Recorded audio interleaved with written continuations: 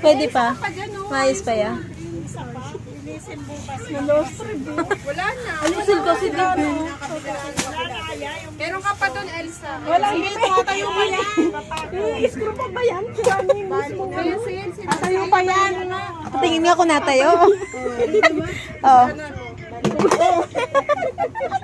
Isa na lang, maganda kayo sa mga. Yun na lang, Elsa. Patingin? Ay, oo nga. Natatayo pa. Natatayo pa. Sira na nga, sinira mo pala. Sorry.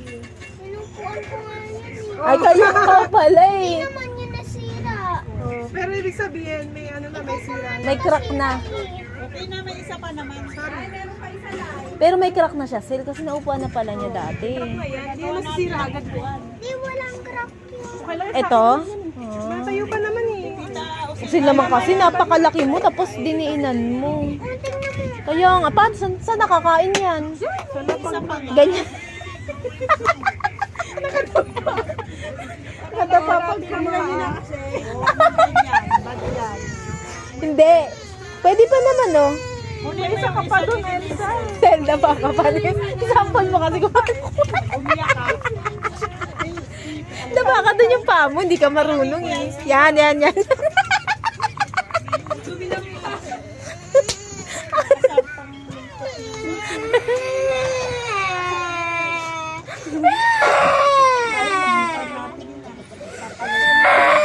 Hindi lang, may isa ka pa naman ata.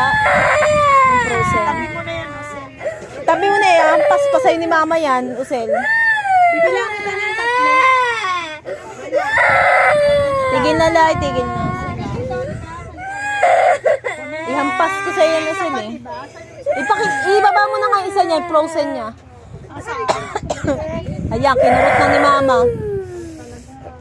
Kinurot na ni mama. Mama, yung buhok mo ah.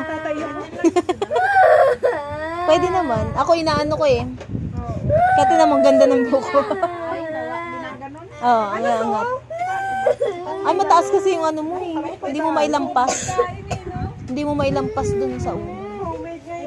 Kailangan na. Bukod tayo. Pinakabigay pa nito.